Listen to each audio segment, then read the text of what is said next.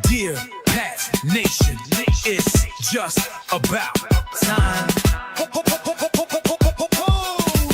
Yeah, we're back. You know it's Dear Pat's Nation. Nation. Yeah. It's Dear Pat's Nation. Nation. Come on. Yeah, it's Dear Pat's Nation. And the show starts in 3, 2, 1, go. And we're back. What up? Back. Welcome to Dear Pat's Nation. I have no microphone tonight. You guys just have to deal with it. I can't afford to put any more money into this show. That was a $400 mic that is gone.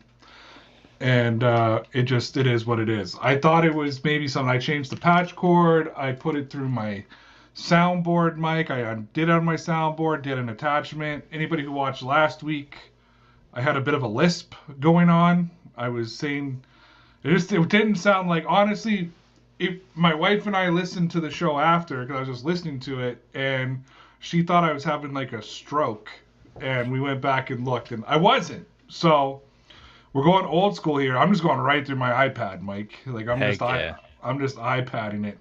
You know what's crazy though? You can do things with the iPad that you can't do. Like I can do this like ultra wide ass camera. Oh wow. Okay. Or I can do a front camera. Or you guys want to go really behind the scenes? Oh, you can't see the you can't see the back of the camera It's because blacked out. That's probably for the best. Probably. I could go old school mic and just Yeah, there you go. Yeah, do the me. That was old school you for sure. Yeah. Okay, man. So anyways, voice is screwed up. Anybody who doesn't know us is gonna think that we're just amateur fools, but we have a YouTube channel, so Yeah, heck yeah. so be it. How are you, Michael? I'm doing well, Ray. How are you doing on this holiday week? You know, and something bad really happened. But I just realized I can't talk about it on air. Remind me to talk about it after we go off air. Fair enough. Yeah, had a death in our life. Oh, that's not nothing. Yeah, tell me after. Yeah. Anyways, we're here to talk about the New England Patriots. They played football last night. Did they? Yeah, can I be real with you? Mm-hmm. I think there's about 12 minutes left in the game. Mm-hmm. They were down by 2 scores at that point, and I was eating a bowl of Fruit Loops. Oh boy. And I told my wife, "You can just change the channel if you want." I am so frustrated and pissed off, and like I don't want to watch this game anymore. And she's like, "Really?" And I'm like, "Okay, let me watch this one drive. Like, let me watch this drive." And then they scored. Yeah.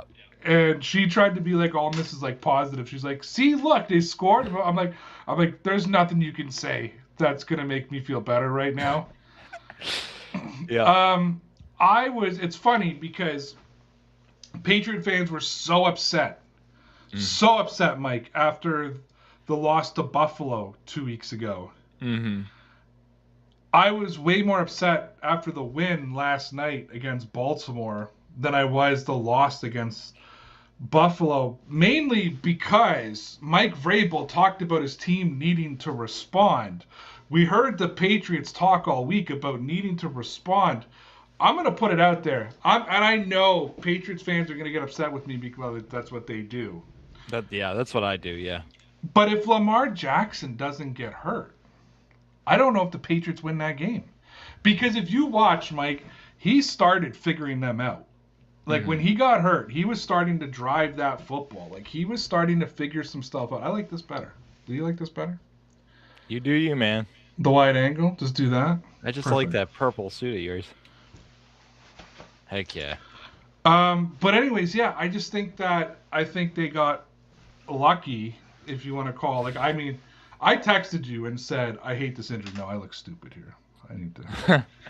So, yeah, I'm in a group chat with my cousins and some other people, and after the trick play, I was like, yeah, the trick play, whatever you want to call it, on the fourth down, I was like, I'm done. I'm shutting it off. I think I shut it off for about 5 minutes because I was like, I just can't watch this stupidity anymore. That to me was one of the worst special teams calls ever since. Remember when the Colts lined up on that play to draw the Patriots offside? When they weren't supposed to snap the ball. Yeah, when they weren't supposed to snap the ball. Yeah. That's what that was. That's what that was. Have you ever heard Pat McAfee tell that story? Yeah, it's hilarious. Yeah, I love it. It's like the one guy who wasn't in the meeting didn't understand that he wasn't supposed to snap it because he was like a stand-in that day for somebody who got hurt, and he was like, "Oh, I'll snap the ball." Well, because they weren't supposed to hard snap either, and Mm-hmm. Pagano or whatever at the last minute says, "Do a hard count and see if you can draw them." Yeah. Snapper doesn't know. Here's hot, and just snaps the football. Yeah. Chris Collinsworth had such a great reaction to that as well. He's like, you got two guys on either side of you. What are you doing? Actually, I take that back. It's the third most stupid special teams type of. Do you remember when the Dallas Cowboys did like a direct snap to Zeke a couple of years ago, like uncovered? Like basically, it was just a guy in front of him. Like, yeah, but I mean, look, the stupidest special teams play of all time actually was the Dallas Cowboys. I thought you were gonna go there, and it's when the Miami Dolphins missed a field goal. I think it was Leon Lett that slid into the football in the snow. I think, yeah, I think it was like late '80s, early '90s. Yeah, I've seen clips of it. Yeah. Yeah. You were just you were just swimming around in your dad's bag at that time. That's why it didn't come to mind, but I have seen clips of it. Because I'm a sadistic bastard and I watch old football like that. And thank you, Bill Belichick. At one point I was like, I need to be a real Patriots fan and be a football historian. Just in case Bill Belichick asks you a question? Yeah, just in case one day I'm walking on the street and he's like, what happened here? And I'd be like, it's Bill. There you go. Yeah, great story. So, anyways, Patriots clinch a playoff spot. Mm-hmm. I've got 2 words for you, Mike. Mm-hmm. 2 words that I believe have haunted this Patriots season for many, many weeks. 2 words that I actually got angry about on this show. 2 words that I defended at the top of my lungs that maybe I was wrong about. And those 2 words are fool's gold. And I believe what we have seen the last couple of weeks, you talked about the Patriots collapsing, blah, blah, blah, blah, blah. Like, I'm done with the Drake May MVP conversation. Like, let's just win a game without throwing stupid interceptions and fumbling the football and almost throwing interceptions. Like, let's forget about, crunch time Drake May.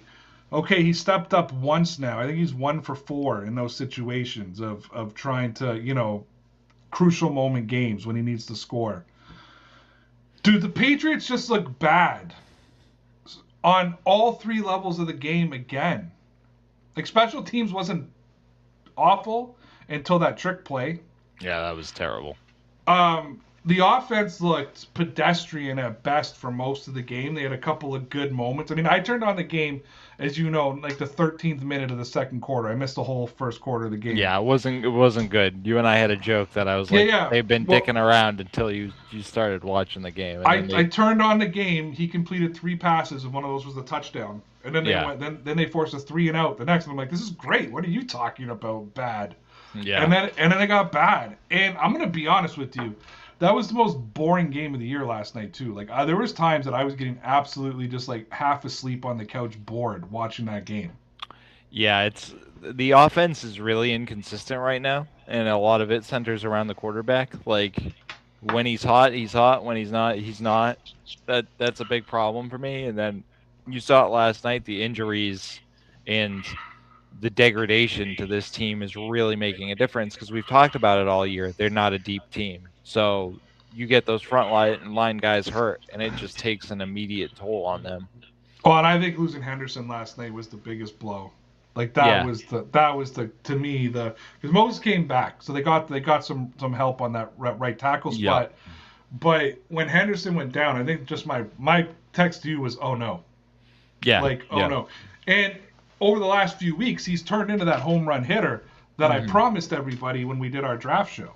Yeah. I promised everybody I watched that kid play. I said he's a home run hitter. And then he sucked.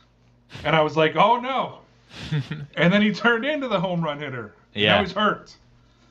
But it's a concussion, right? That's what. He very clearly banged his head off the turf.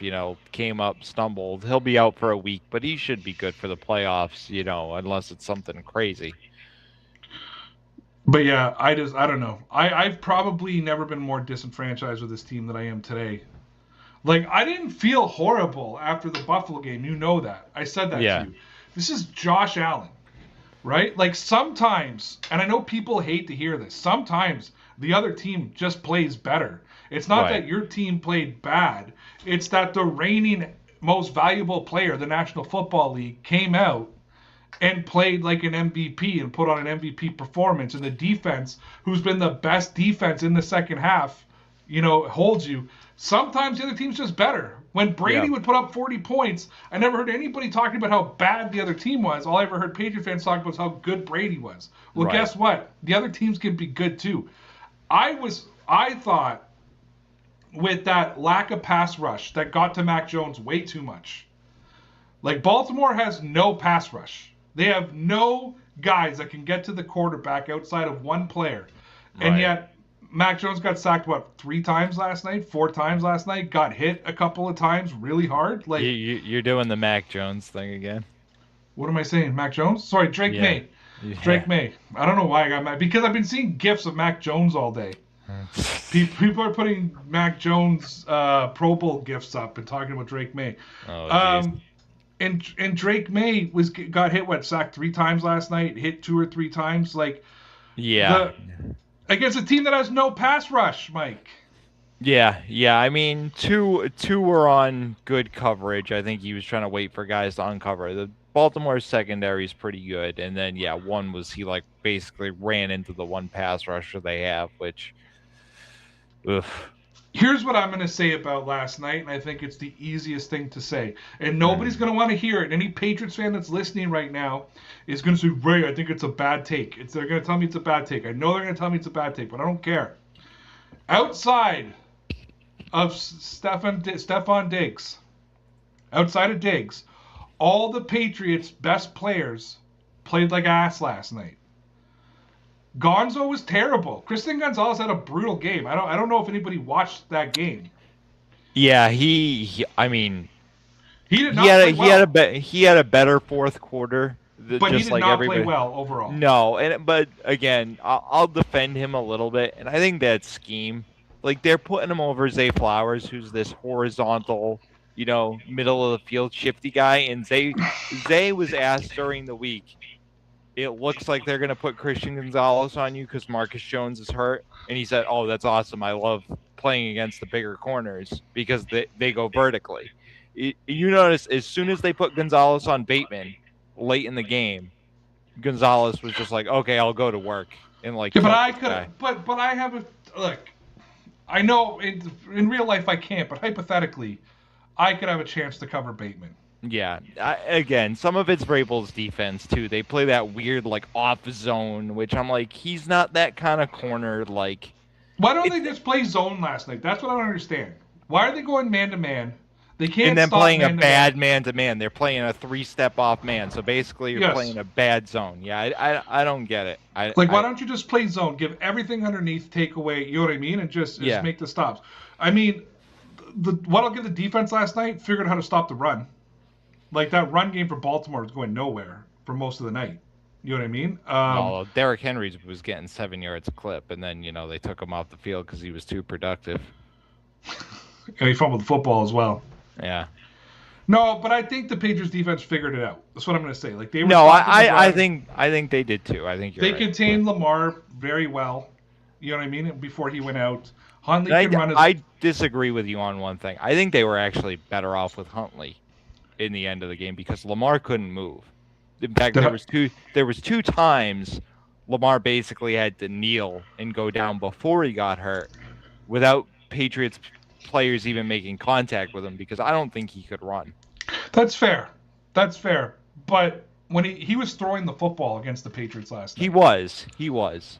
The guy who completed 8 passes the week before was throwing on the Patriots secondary. And as much as I defended Christian Gonzalez, and like, listen, this is a giant problem. Milton Williams or not, Robert Spillane or not, they always give up that opening drive touchdown. The one last night was like pathetic. Baltimore had the ball for like, I don't know, like 2 minutes and 20 seconds and went right down the field in like 4 plays. It's like, what are you doing? Yeah. Yeah, no, 1,000%. Here's what else I'm going to put. So, Christian Gonzalez played like ass. Mm-hmm. We can't scream that we have the second best corner in the league and then make excuses when he couldn't stay with somebody. Right. You know? And I say second. There's other people who will say the best. Meh. If you're the best in the NFL, though, then you got to cover everybody. Yeah, no. At least this year he hasn't been. I mean, Pat Surtain is obviously in front of him. I think Derek Stingley's in front of him, and then I don't. I think he's in front of Stingley. Okay, well that's fair. They're pretty close. This was anyways. I'm not getting on Christian Gonzalez because Christian Gonzalez has been lights out the whole season. Yeah. But in this Ravens game last night, in a game when I expected the best Patriots players to respond, the best cornerback and the quarterback did not respond the way they needed to respond. I agree. You know, why don't you have more design runs for Mac Jones? I want to put that out there, right? Or Drake May. Whoever. Mac Jones, Drake May, whoever. Number 10. Number 10. Why do you not have more design runs for Drake May? I honestly think they want him to pass. I think when he starts running by design, I think you saw it last week against Buffalo. He starts thinking about running too much, and they want to keep his eyes upfield as a passer. If again, my honest opinion. That's fine. No, I'm not saying your opinion's wrong. Yeah. I wouldn't have asked the question if I didn't believe in it, Mike. I know. I'm just... The only guy that I had faith in last night was Stephon Diggs, because when he got the ball in his hands, he did things. Yeah, and I'm going to go on a little old-school Mike tirade against Josh McDaniels last night, and it more so relates to the Buffalo game. Yeah, play the sound effect. Give Stephon Diggs the football. Do what you did in the first Buffalo game. Do what you did in this game. And ironically, Tom Brady said it on a podcast like a week ago. He's like, I would pick out the number 1 receiver for that game, get him hot, and give him like 3 passes in short order just to get him warmed up, even if I knew they wouldn't go anywhere, just to get him warmed up and know he's going to get the ball all night long and let the defense know. That's exactly what they did. Dude, he would get the ball 2 yards off the line and pick up 12 yards. Yeah. That friggin' 4th down, that was nuts. Yeah. No, I know. He just turns and goes. Yeah. Like, I don't know. I just, again, I was so frustrated last night. I need to get a little bit more festive here. There you go. I was so frustrated last night.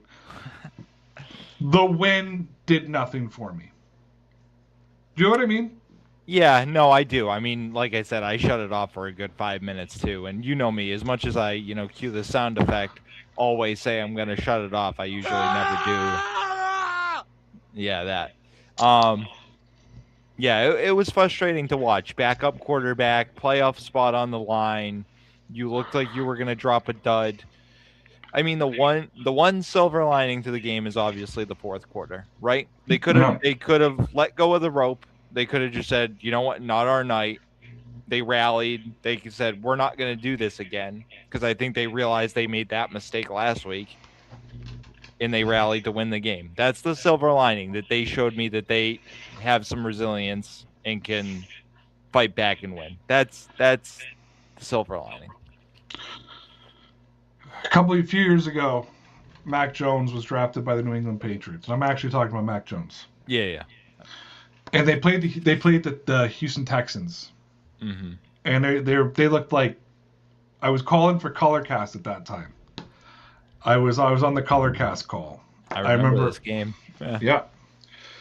And they looked like doo-doo in the first half. Mm-hmm. And they came back the second half and they beat Houston. And Houston sucked. They had the long neck quarterback, and they sucked. But they came back and they beat them. But I was pumped up. And I was pumped. Yep. And I was like, this is what we needed. I'm like, this is what the New England Patriots needed. And I went on a big, as well as calling the game. And they came back and they won. And it was Thanksgiving weekend in Canada. Because I left my family, who was up north, drove 2 hours home so I could call that stupid game for Colorcast. But he still owes me money. Anyways, I had this guy in my chat that night. This guy, Mike N. That's me. Who just told me he didn't care about the comeback. He doesn't feel good about it. Nope. And was just very negative and didn't see what I saw. Sounds like me. The Patriots, of course, rallied and made the playoffs. Mm-hmm. Mike, I feel like you back then right now. I mean, that rally last night, you had to. Yeah. You're playing a backup quarterback against a team that sucks this year. Mm-hmm.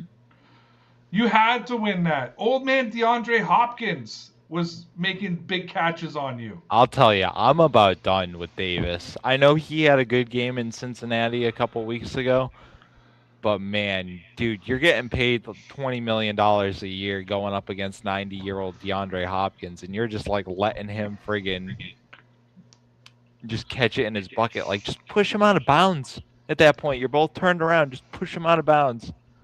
You want to know how checked out I was last night? You were about as checked out as Gonzo in those first three quarters? Sorta. Did you hear that? Yeah, I did. Yes. Kayshon Boutte got what looked like the most blatant pass interference against him in the world. Yeah. Now, I watched the tape. Kayshon kicked the defender's foot out inadvertently. But I watched the play. If you go back and watch the play, he kicked the defender's foot out, and the defender kind of like had to tackle him. Like it was just one of the way the situation went. Yep. Referees actually got it right. I don't think they saw that in real time, but they actually got it right. But in real time, that's a flag all day. Well, that's what I mean, right? When we talked about this during the Buffalo game, like just be consistent. So yeah, Carlton Davis had his hands around I forget which wide receiver, had him around his waist in the way that most people do when they're, just trying to prevent the corner from shift. His jersey literally moved, but he didn't interfere with the player. Like he just rubbed them, the flag gets thrown. No, it's like a roughing the passer against the Patriots that I still haven't figured out where the roughing the passer came from. Right, and I loved Vrabel's excuse for all this, and they were like, well, the catch didn't survive the ground. And he's like, thanks for telling me what a catch was. He's like, this isn't about a catch or a non-catch. He's about, it's, you tackled my receiver to the ground. Like, yeah. Oh. But anywho, I should have been on my feet, throwing things across the room, screaming, texting you. You didn't even get a message from me about that. No, and I didn't. I don't think I sent one either because I was just like, oh, it's done. It's done. And but I think more importantly, that's how much I stopped caring last night. Yeah. And I haven't not cared about this team since Cam Newton was the quarterback. You didn't love the Damiere Byrd, N'Keal Harry experience at wide receiver? You know what I mean, Mike. Yeah, I know. I'm just teasing you. After Cam Newton fumbled that football against Buffalo, and as far as I'm concerned, fumbled the season away. He did. Fumbled the season away. The Patriots path to the playoffs got so hard, I stopped caring week after week. Yeah. And I was working for Sportscaster, and I got paid to call games. And I felt like when freaking COVID hit and I was calling Madden games, you know what I mean? Like when they had me calling Madden simulations, I felt like that calling the Patriots games. It took a lot for me to be enthusiastic. And then I had to do 5 days a week, twice a day live, talking about the Patriots on Sportscaster and then on DPN commentary. And I came in with all this enthusiasm, but deep down, I couldn't care. The Patriots have 12 wins this season. They were going for their 12th win last night. They secured a playoff spot, their first playoff spot since 2021. I should have cared a lot. Wait, and it's unlikely, but they still have a chance at the 1 seed too. So it's Yeah. not like they just snuck into the If the Broncos playoffs. lose, if the Broncos drop a game and the Patriots win out, Yeah. they're first in the AFC. But here's a new scenario for you. If the Bills win out Mm-hmm. and the Patriots drop a game to the Jets or to Miami, the Jets win the East. The Bills. Yeah. Or the Bills win the East. The Jets. The Bills win the East. Like, the amount that has changed with this team in the past 2 weeks. A team to me, and I know they came back, so it's going to sound ridiculous, but a team that to me came out for 3 quarters after blowing a game against Buffalo in their home stadium. I thought under Mike Vrabel, they were going to come out flying, Mike. And they came out and laid an egg for 3 straight quarters. Yeah. I mean, the NFL is weird, right? And I guess this is why I'm actually not as down on it as you are. Is like the Patriots have struggled, but like Buffalo almost lost to Cleveland yesterday. And I think that's what kind of saved the night for me. Like I would have been miserable had I not watched that game. And I'm like, "Oh, so you can take your little ED tablet, get it up for the Patriots, win your Super Bowl in the regular season every year like you always do. And then you look like that against Cleveland." Like, that just tells me that if this team gets healthy, if they play right, like, they can still compete with anyone in the AFC. The Buffalo Bills are not as good as anybody believes they are. No, That's I don't think they're as good as they think they are. Because that's their MO. That's the first thing I'll say to you. The second thing, that's better. The second thing I'll say to you, okay, is the Patriots are better than they've showed the last 2 or 3 weeks. Oh, they haven't played a complete game, period. But that's what concerns me. Right. That's what and it's not just the quarterback. You can't turn around, if it was just Drake May. There you go. You're getting it.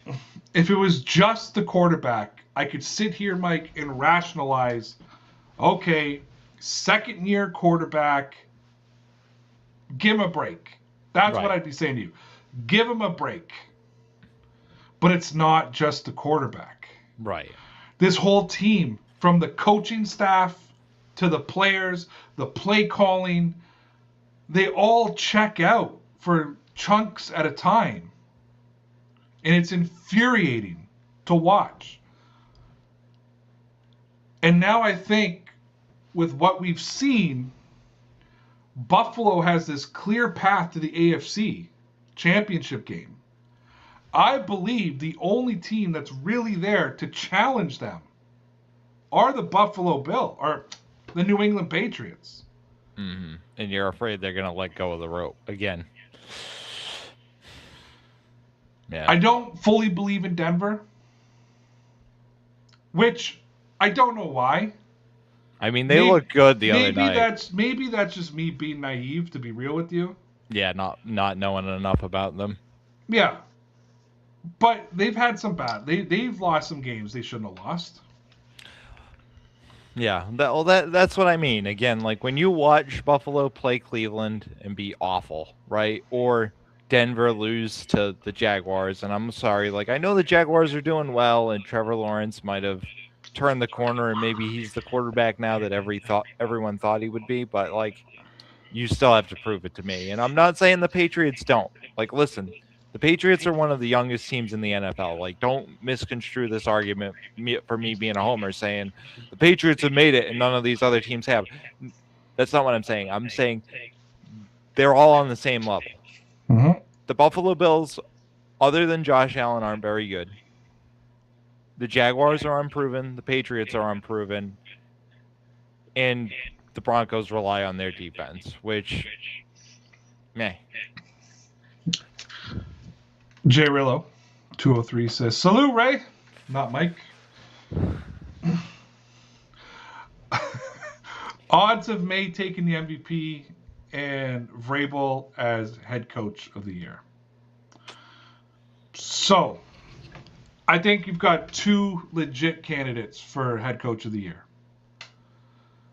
I think it's Mike Vrabel because of the turnaround he did in New England. But how, Mike, could it not be Sean Payton in Denver? So didn't the Broncos make the playoffs last year? Yeah, they did. Did they? Yeah, so I'm gonna say that's kind of the expectation for them. I think right now it's either Liam Cohen or so I think it's the head coach of the year could be three, right? You could have Ben Johnson because the Bears have been a dumpster fire. Oh yeah, the Bears. And they're kind of in the same spot as the Patriots. Yep.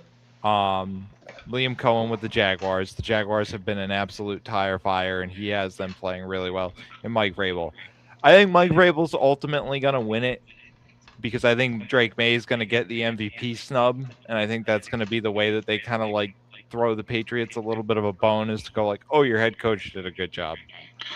I also think it's the Patriots.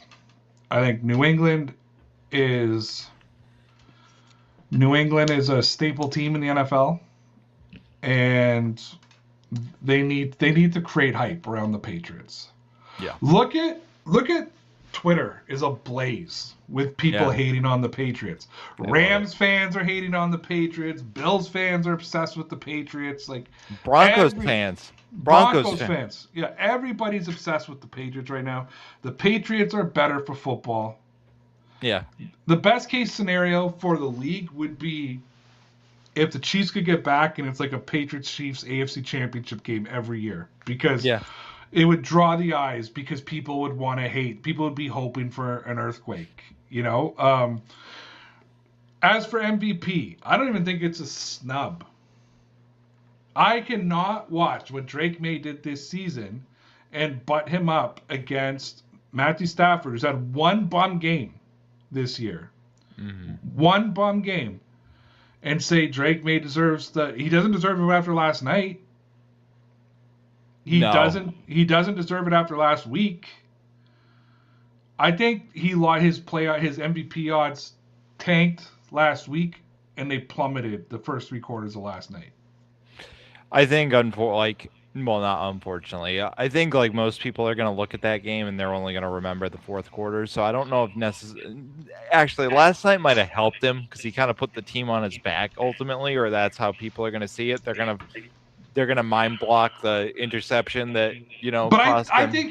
think for some of that game he was the roadblock to the team. I mean, I don't disagree with you. They played awful three quarters. Even the first touchdown they scored, Mac Hollins had to build a scaffold, get to the top of the stadium to make that catch. That ball was so high in the air. That wasn't a put it where only your receiver can get it. And that's what they tried to dress it up as too. Yes. That's what bugs me is they were like, oh, Drake knows to put it really high because Mac can climb the ladder and go get it. It's like, or you could just like put it up a little high where no one else can get it, so that he doesn't have to jump 6 feet. Like Shaquille O'Neal would barely make that catch. Yeah. No. So I'm sorry, he didn't do it for me. All right, Alex Deneo says, I wouldn't mind if the Pats dropped the game and the Bills went out because they wouldn't have to play the Texans round 1. Oh, bring on the Texans. I'm not afraid of the Texans at all, Mike. So, Alex, thanks for your comment, and I'm going to go on a little bit of a rant about this. I hate this mentality. You play who you play. Hold on. Okay. He's tapping the. Yeah, there you go. You play who you play. You beat who you play. You beat the best in front of you. That's how you know you deserve to win the Super Bowl. I'm sorry, I don't want to let's lose this game to play the easier. No, just beat who you beat. Get in the playoffs. Get to the Super Bowl. Win the Super Bowl. I don't care. There is no team I fear. And I've said this to you, Mike. There's no team in the AFC that I fear. Yeah. Not one. Not one of them. I think the Rams are going to win the Super Bowl. I agree. To be real with you, no matter who they play. Rams or the Seahawks. It depends on who comes out of the NFC. Depending on which one of those divisional teams can get it out. I mean, Green Bay's in the playoffs by the skin of their teeth because Detroit, they're all banged up. You know what? And how about Steelers fans who I hate? And even the one coming on our chat last week and talking all that smack in the comments, telling me I weigh gained 150 pounds, 30 pounds. Listen, he's getting ready to go back into the draft. Okay, we talked about this. To be real though, the only part of that comment that hurt is when he said I have a lisp. That was the only part that hurt me. And can I address something about that? You know what comment I'm talking about, right? Yeah. When I responded, my only response was 30 pounds. Yeah. Can I respond to that comment though, Mike? Sure. How did people get? Can we all just love each other? Right? I don't care what side of the fence you sit on. Can we all just love each other? How did people interpret that as me talking about a horrible incident that happened in Australia and that we all just need to love each other? How did people interpret that as me bashing your president?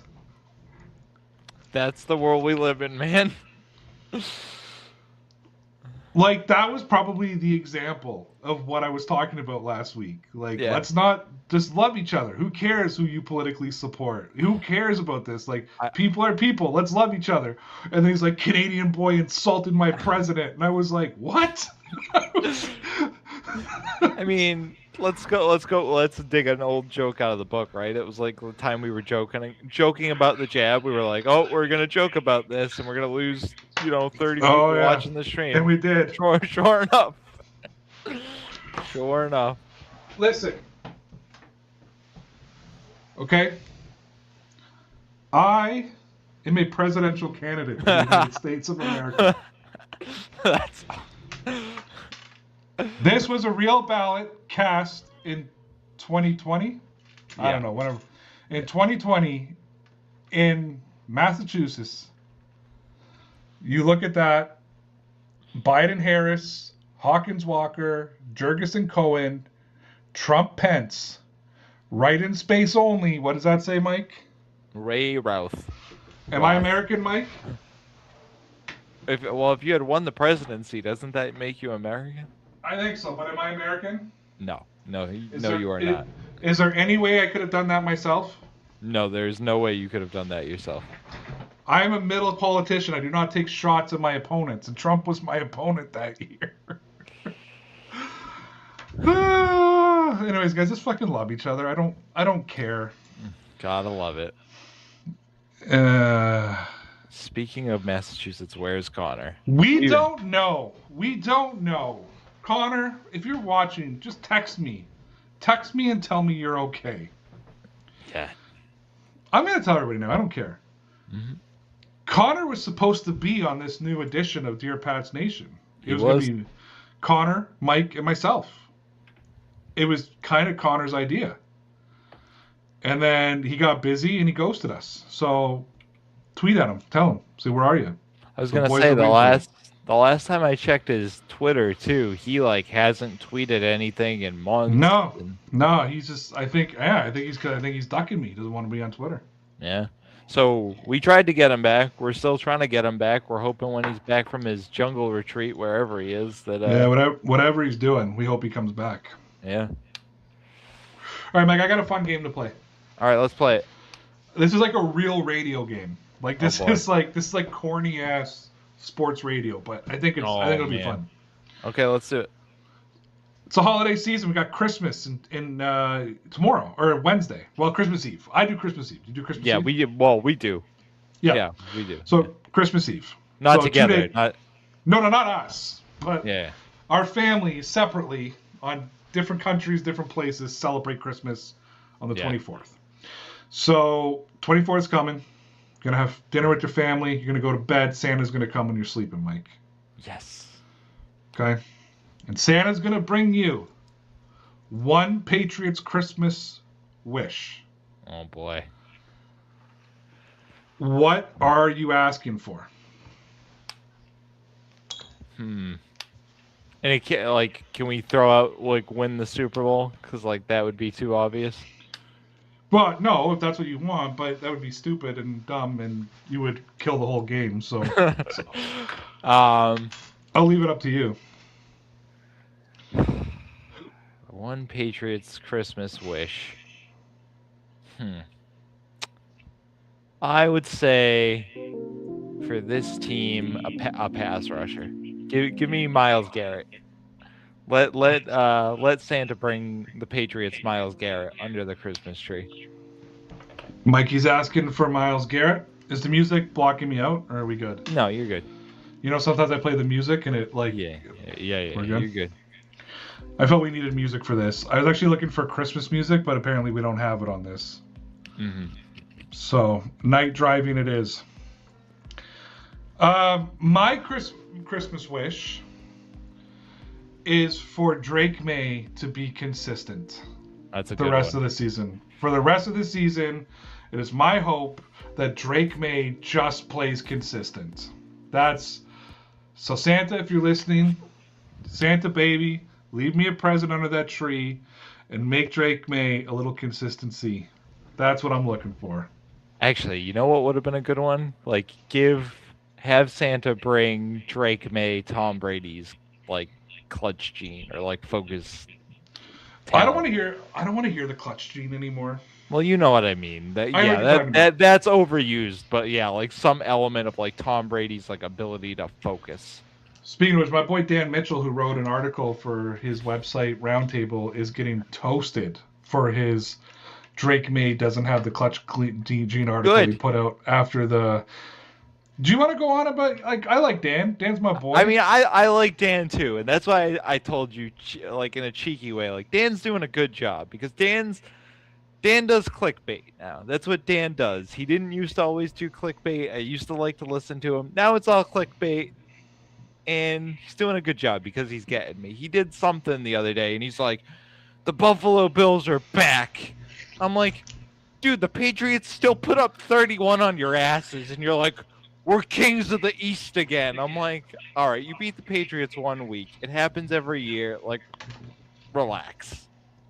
All right, so you can continue on. That was my little rant against Dan. Again, love him. Anyways, I hate the clutch gene conversation. I don't even talk about clutch genes until guys are in their third, fourth, or fifth year in the league. We got Booby. Booby says, I want the Pats to draft a top center this draft for Christmas. There you go. Can't David Andrews come out of retirement? Like, isn't he young enough? Probably is. He's lost a lot of weight though. He's been doing radio spots every week. You would enjoy it because he gives everything from the perspective of the offensive lineman. Oh, that's nice. And he gets in trouble too because he does the podcast with Brian Hoyer. And a lot of the time, if you listen to it live, they have to like go back and like bleep things out because he'll give away Josh McDaniels' play calls. Really? Yeah. Like he'll say the name of the play call? Yeah, so one time I listened to it, he said the play call and like the color that they associate it with, and he's like, shit. And then I went back and listened to it after to point it out to somebody, and they bleeped it out. Oh, really? Yeah, and he's done it a couple times now. You should listen to it. You would enjoy it. Those two are good. All right, I will have to listen to it. I think that'll be fun. It's given me an appreciation for Josh McDaniels too. Like he was on their podcast during the bye week for like an hour the other day, and like listen, you guys know, like, I had my thing with him. Like, it was my whole shtick for like the 2 years that Ray and I did the show, or a year and a half. Like, I couldn't stand him. I have a new appreciation for what this guy does because I think working with Bill Belichick was incredibly difficult, and I never really took that into account, like how hard working with Bill Belichick was. I remember him talking about something one day, and he's like, "You ask Bill a question, and he just goes, I think it was on the Edelman podcast." It was, yeah. And like Bill will just be like, and walk away, and you're like, "What is like?" Like, I don't think we need to run this week. So like, you don't want any run plays? Well, no, we need run plays. It's just like we shouldn't run this week. Like McDaniel's like, what does that mean? Yeah, Bill's already out of the room. Yeah, like it's. Yeah, no, I do have a new appreciation for him. And again, this, like, let's talk about the Drake May consistency thing for another second. Like, this goes back to that Edelman podcast, right? Talking about, like, there's a cup, and they've probably filled the cup. Luckily for them, Drake May seems like a smart kid, so maybe it's like one of those, like, little, the cups for the kids, the ones that, like, expand. Yep. So they're able to expand it a little every week, as opposed to being like, okay, the cup is full this season. So instead of getting a new one next year, they're like, well, we'll add a little more and a little more. That's the thing I like. We always have to come back to base and realize it's like Drake May's still 22 or 23, and like expectations and the goalposts have been moved so much this season that we're like, why aren't you Tom Brady yet? Why aren't you that, like? And you know what? I'll agree with you, and I'll just talk bad about myself for a second. I'm the guy that came into this season, I came into this season, and I said ceiling of 9, probably 8-7 wins. Mm-hmm. They just won their 12th game of the year last night. And I'm talking about how disenfranchised I am. Yeah, with this team. Yep. That's how I know we're back too. So I didn't interrupt you. There's a possibility the Patriots are going to win 14 games. Yeah, and we won a total of what, like 6 the last 2 years. That's how I know we're back. Like, the Patriots used to have these bad games like twice a year, even with Brady here, right?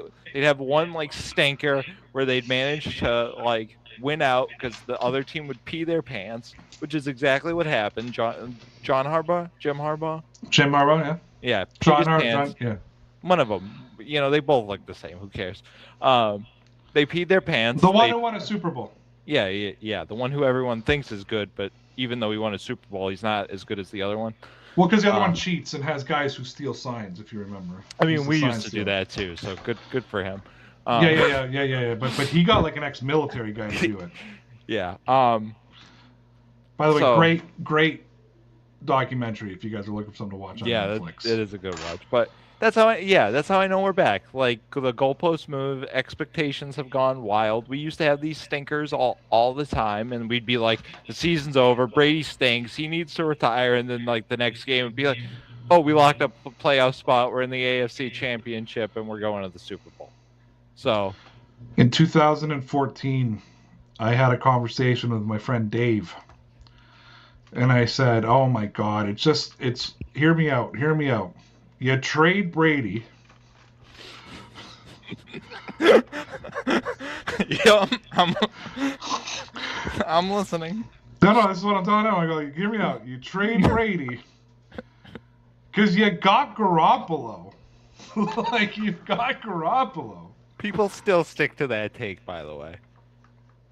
There are a couple. Did you know that Jimmy Garoppolo being traded, some conspiracy theory came out of it, and I can't remember what it is. Like, Belichick didn't want to trade Garoppolo, and that's why he ended up giving him away for, like, a pylon in Goodwill or whatever. And this was old Dear Pats Nation, like when I was doing like one live stream a month and like just voiceovers. And Sunday morning, man, I read this article that's talking about this. It wasn't a Seth Wickersham. It was like it was sort of the prelude to the Seth Wickersham stuff. You know what I mean? Yeah. And I read this article and I sit in my car. I was selling baseball cards as a side hustle at the time, and I was going cool. to this show. I was going to a sports card show to set up a table and sell my baseball cards. So I'm sitting in my car like 20 minutes before the show doing the voiceover, on Apple or on Apple Movie Maker or iMovie, whatever it was called, and put it out. And that's the video that blew up Dear Pats Nation.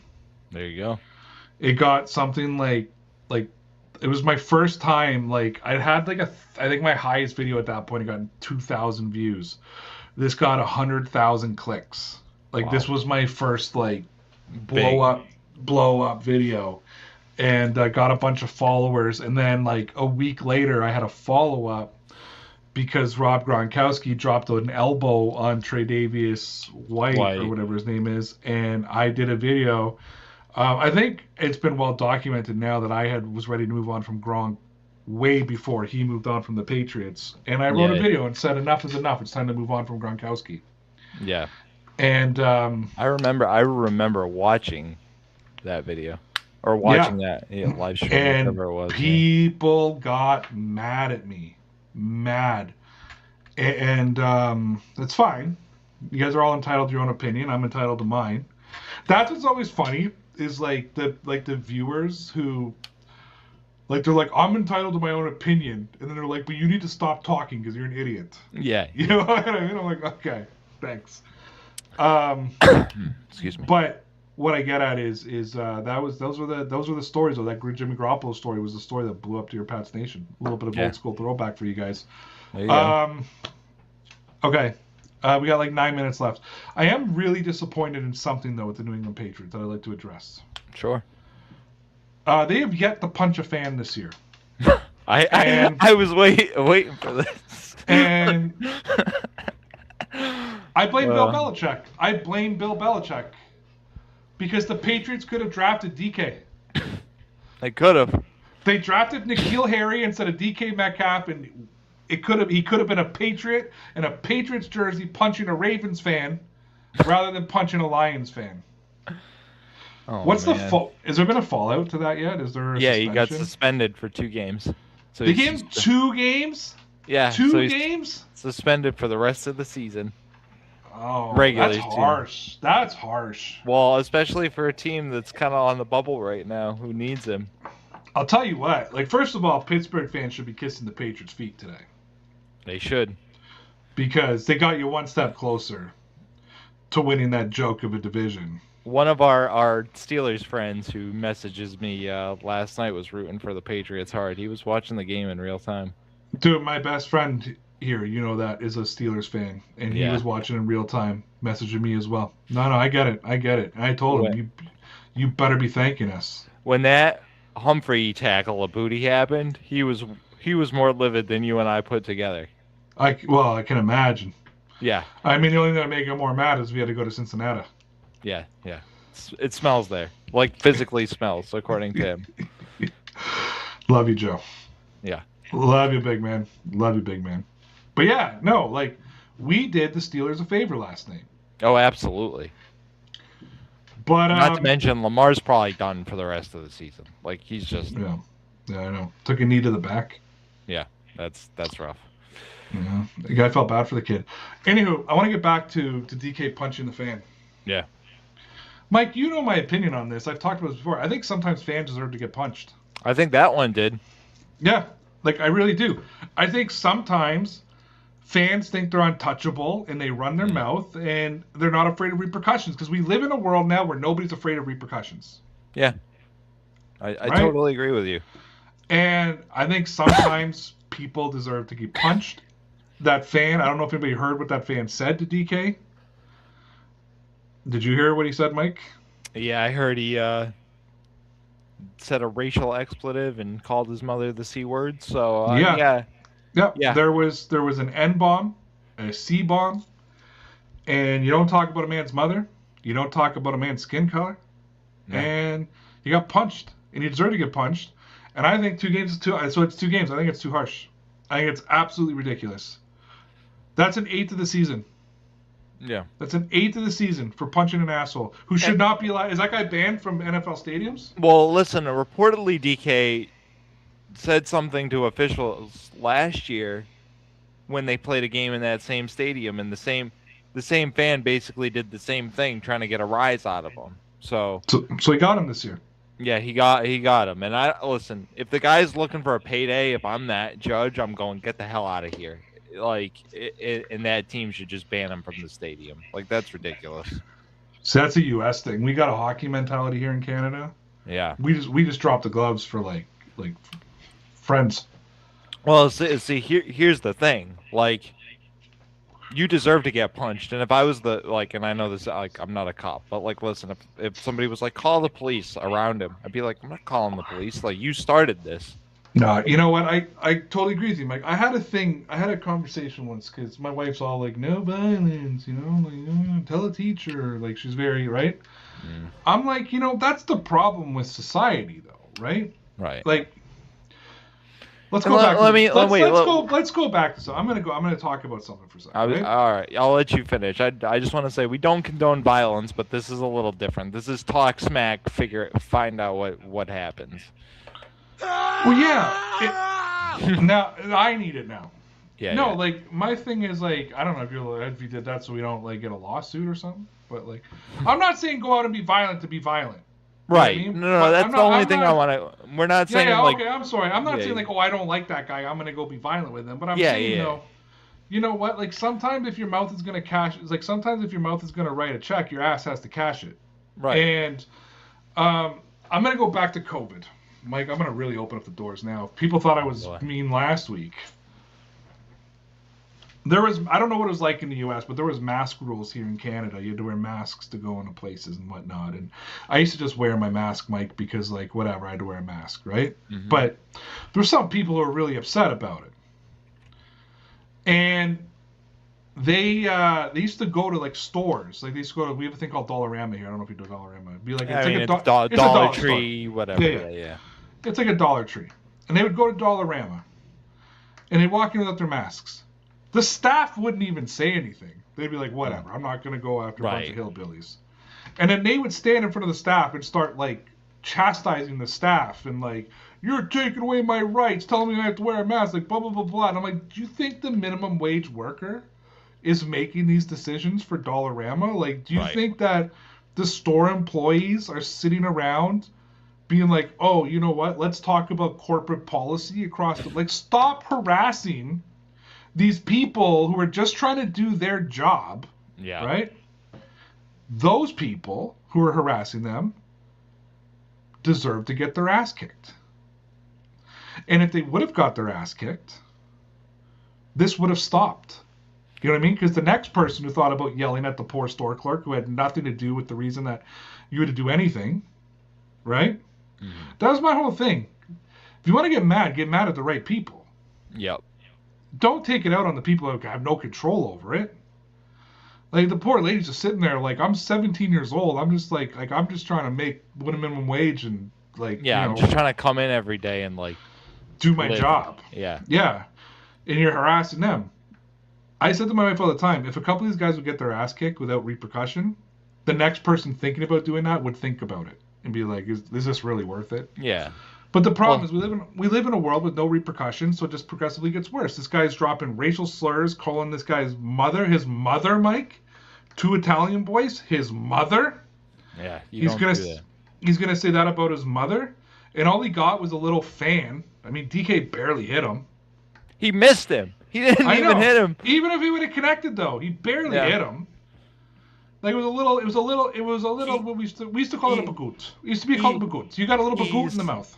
He is lucky that DK didn't pull him out of the stands and wham him in the face. And I'm completely serious about that. DK's a big enough guy that he could have reached up, grabbed him, pulled him out of the stands, and probably smacked him in the face. So I think that was some restraint. I'm just going there. Like, I think that was restraint. Do you remember when I told you that I could beat up Tom Brady? I do. And I still believe I can. I think you definitely could now because I think you probably have 40 pounds on him. Well, I gained 150 pounds since last year, so Oh boy, we're going on Ozempic for Christmas, people. I've lost 15 pounds in the last month, and these motherfuckers are talking to me about gaining weight. I know. I But hit you gotta- 300. I hit 300 on the scale. I'm now in the low 280s. There you go. I'm almost Good at man. 20 pounds lost. Exactly. I got fat, Mike. He's going for But- tight end. He's changing position. No. Defensive edge, man. Defensive edge. Give me down to 250. I'll be good. I want to go back to my fighting weight. Yeah, Anyways, just to wrap this up into a little bow. Okay. Mm-hmm. Remember I told you I could beat up Tom Brady. Like if we got into a fight, I'd win the fight. Yeah. I can't beat up DK Metcalf. No, you can't. No. No, DK would ragdoll me. Like ragdoll me all over the place. He would ragdoll most people. Like, even in his own sport, I feel like he would ragdoll most people. So there's a lot of And he's times a wide receiver. I know what I'm saying when I say that. Most wide receivers couldn't do that. So continue. Way back in the day, like I was 6'1", like 220 pounds. Mm-hmm. So like in high school, like I was a big boy. Yeah, You know what I mean? Like I was a big boy. Mm-hmm. And I used to see like linemen on television Yep. and think like they're not much bigger than me. You know what I mean? Like that's the way Yeah. I really thought it. Yeah.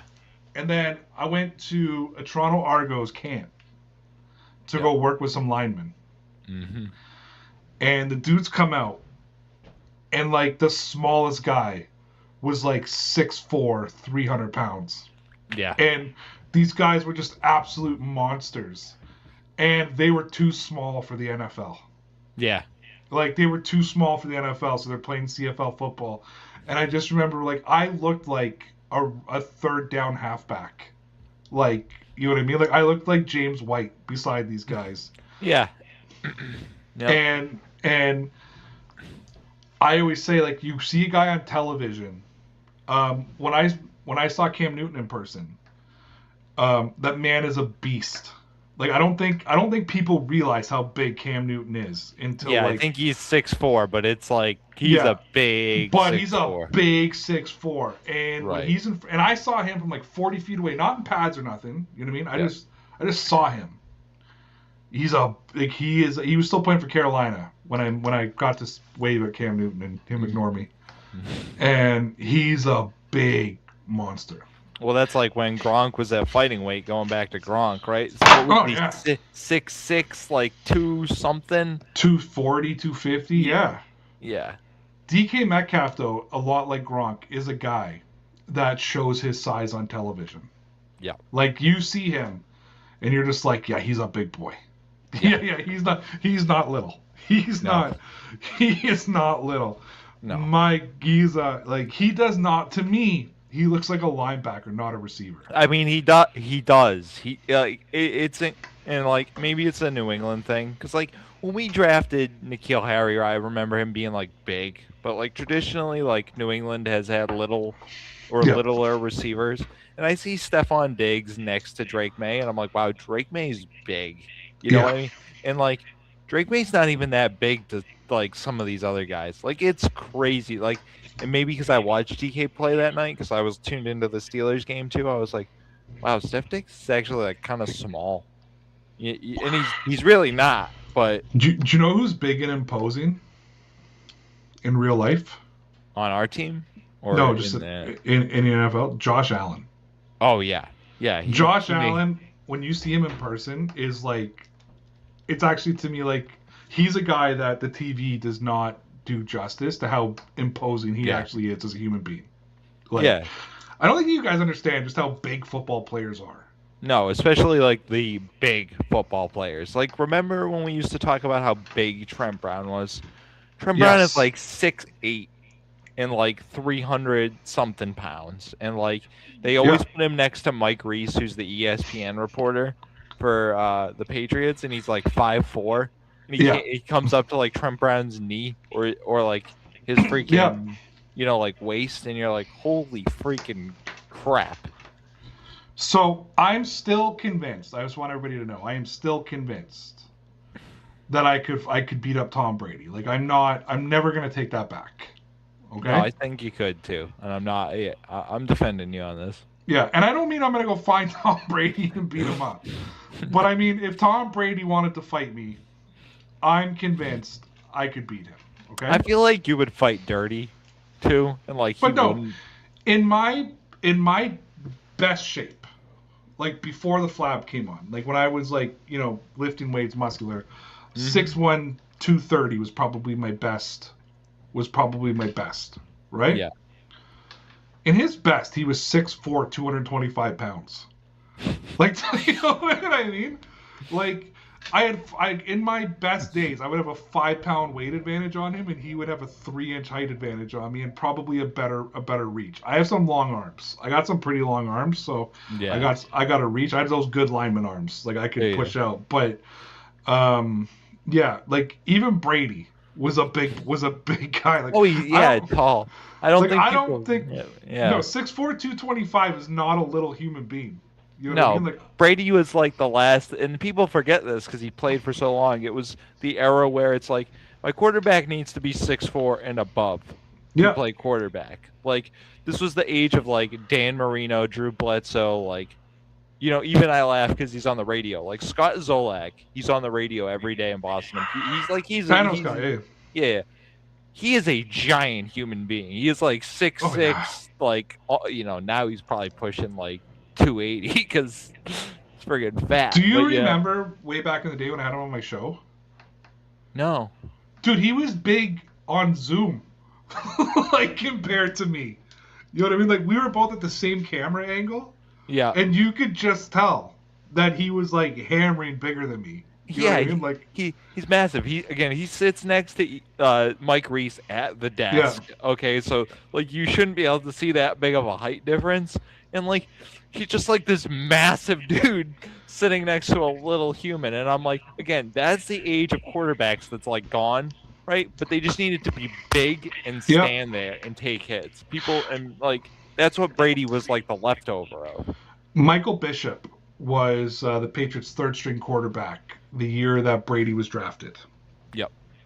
He became the Toronto Argonauts starting quarterback a couple years later. Okay, this is when I had season tickets to the Argos. Mm-hmm. And he couldn't throw the football, but he could run. Sorry, he could throw it 70 yards. But he couldn't throw, But he couldn't hit somebody like 5. But the thing, 5 yards away, he threw it 100 miles an hour. Right. Like he could only throw hard, and I think that was why he couldn't make it in the NFL. Mm-hmm. Like he threw further than Bledsoe, and Bledsoe was known for his arm. They actually, I think, back in the Pete Carroll days, they used to bring Bishop in for like third and forever, just so he could just or on Hail Marys because he could launch it so far down the field. Anyways, he became the Argos starting quarterback. He wasn't that tall, like I think he was only like an inch or two on me. Mm-hmm. But he was massive, like massive. He was a massive human being with like 0% body fat. It's wild. And this dude's playing. He's not even good enough for the practice squad in the NFL. He's playing in the CFL. Chris Schultz was an offensive lineman for the Dallas Cowboys. He then came to the Argos and played for the Argos when the Argos were like actually relevant, and John Candy owned the team and had Gizmo and those kind of guys. And I met him through Matt Dunnigan. Matt Dunnigan was a former quarterback here in the CFL, and I met Chris Schultz through Dunnigan. Funny story before I talk about it. He broke 2 of Dunnigan's beds just by sleeping in them because he was so big. This guy he was out of football shape. He told me he wasn't as heavy as he used to be. And when I met him, he was like 6'6", 340 pounds. That's crazy. But looked fit. Like he didn't look fat. And that's the thing with these linemen, man. Like even David Andrews, who's like a little guy. Yeah.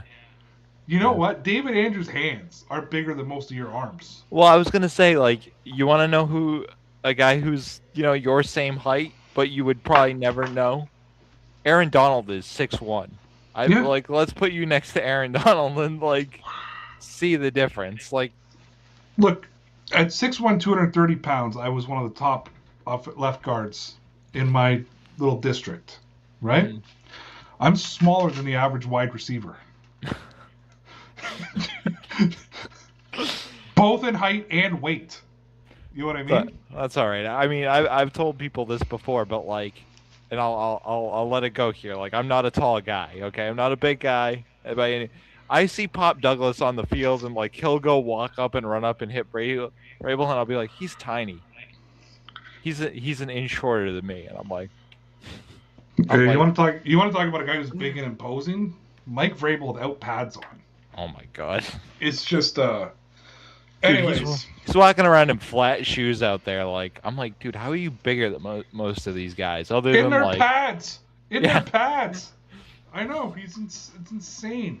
Mike, I want to wish you a very Merry Christmas. All the best to you and your family. Fish. You can have fish on Wednesday. You're on mute, Mikey. Yeah, a lot of fish, clams, calamari, haddock, the 9. There's going to be the 9 fish. It's 7, but I think we end up having 9. You got to do it. You got to do it. Enjoy. Merry Christmas to you. Bless you and too, your family. To our viewers, Merry Christmas. Happy Hanukkah. Happy Diwali. Happy holidays to all of you. It's not Diwali, is it? Whatever you're celebrating. It's not Diwali. I'm not good with outside of the 2 mainstream.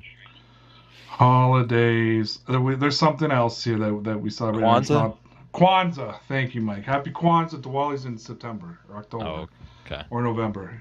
Anyways, huge. It's great. It's like I think it's a Hindu thing. Dude, the fireworks is insane. Like the party that they put on for Diwali year. Oh, I'm sure. Yeah. Better than anything we ever do. Anywho, happy Kwanzaa, happy everything to everybody. Love each other. Pray for all of you that everybody's good and healthy. We will talk before the new year, but it's the holiday season, so just in case we don't. Or you guys can't make it because it is the holiday season. I want to wish everybody a blessed as I cough, a healthy start, a blessed start to 2026. We disappeared, sold the old channel, disappeared, and slowly but surely, I'm reading the comments and reading the chats and getting the tweets. And seeing some of the old, crew starting to come back, and we got some new guys here, and even you guys, Steelers fans talking smack to me and calling me fat. I appreciate you too, because it is. And I want to make something clear that I haven't made money in like 3 years on doing this podcast. You're not hiding a pot of money? I am not. So the people who are mad at me for making money. Mike and I have spent so much money this year. Yeah. And we're not going to give up just yet. This is I think we're at the state where we're probably still calling this season the beta, or the alpha. I think though that we spent enough money that we're not going to go anywhere. You know what I mean? That we're not leaving. But we had to get up to over 250 subscribers just so we could do some other stuff and so we could go live and all this kind of stuff. And we just appreciate all of you who came in and did helped us get there. We really do appreciate you guys. As I said at the top of the show, we did, and we had a tragic loss here. And all I can say to everybody is just love each other. Just hug your moms, hug your dads, hug your kids, hug your friends, hug your wife, hug your husband, hug your girlfriend, hug your mistress, hug them all. And we wish you a Merry Christmas. And with that, Mike, tell me about Santa Claus. He's pretty legit, kid. Dear Pats Nation, it's just about time. Yeah, we're back. It's Dear Pats Nation. Yeah, it's Dear Pats Nation. Come on. Yeah, it's Dear Pats Nation.